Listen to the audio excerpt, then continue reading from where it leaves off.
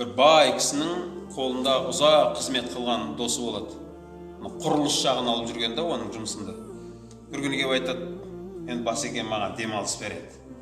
Жас келді, демалайын еді, бол еді. Сонда жаңа бастық айтады ғой, саған соңғы тапсырма берем, осыны орында да сол күн демалысқа кете бер дейді.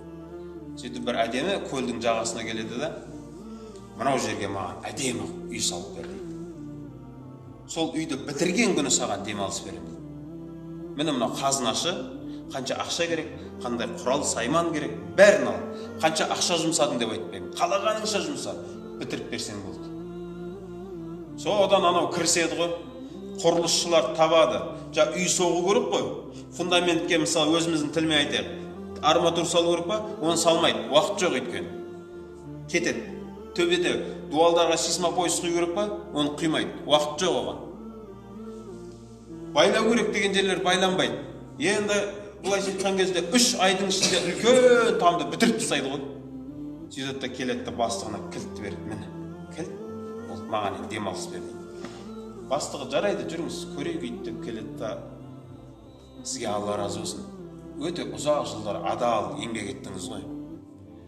Менің ниетім сол тұғын, сізді демалысқа шығарар кезде үлкен сыйлық беріп шығарам деп ойлағам. Міне, осы менің ойлағаным.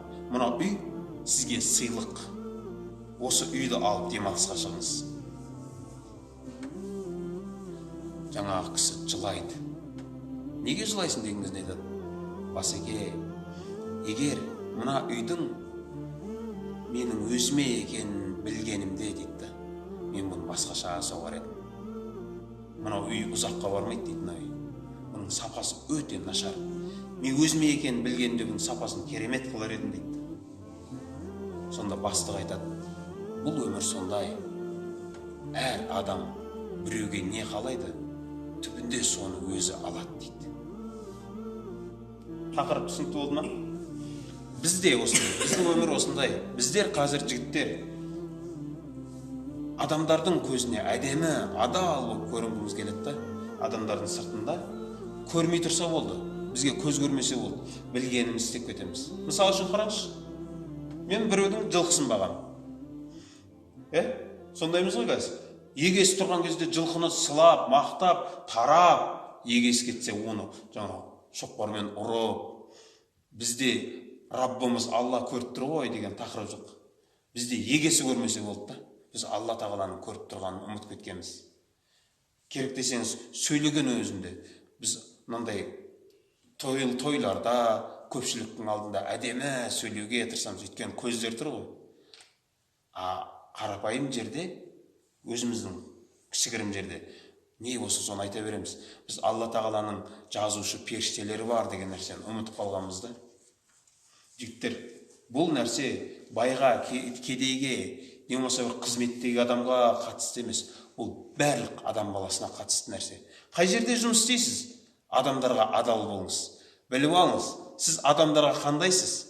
Алла тағала сізге дәл солай береді.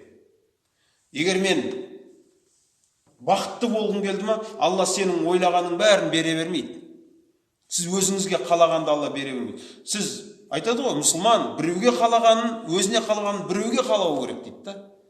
Дәл сол сияқты біз адамдарға қалай шын жүрекпен, адалдықпен, мейл өзі жоқ болса да, біреудің құралын алдың ба, маңызды емес ол сені көріп тұр ма, көрмей тұр ма. Алла көріп тұр ғой, жеткілікті болды. Өзіңніңкіндей өте ұқыпты қолдан. Исламда да айтады ғой, намаз оқитын болсаң, соңғы намазындай оқы. Ал өмірде мынандай бір құрылыс ба, бір жасайтын болсаң бір нәрсе, мәңгі өмір сүретіндей жаса дейді. Не дейді? Мәңгі өмір сүрмейтінін түсінікті ғой. Жаңағы зат сен өлгеннен кейін де сенен кейінгілер де бір пайдаланатындай жағдайда мықты сапада жаса дейді да. Өзіңе ғана емес, адамдар үшін жақсы жаса. Қараңыздар, жігіттер. Сіз біреуге не қалайсыз, сол сізде болады. Түсіндіре алдың ба? Қазір мысалы қараңыз, тендерден бір үй ұтып алдың да, ол үйді әйтеуір арзан бір нәрселермен бітіріп, тез бітіріп әйтеуір тапсырып алатын ақшаңды алып кетіп қалу емес мақсат. Ертең ол үйге қанша адам келеді, алланың құдіреті қарғайды ғой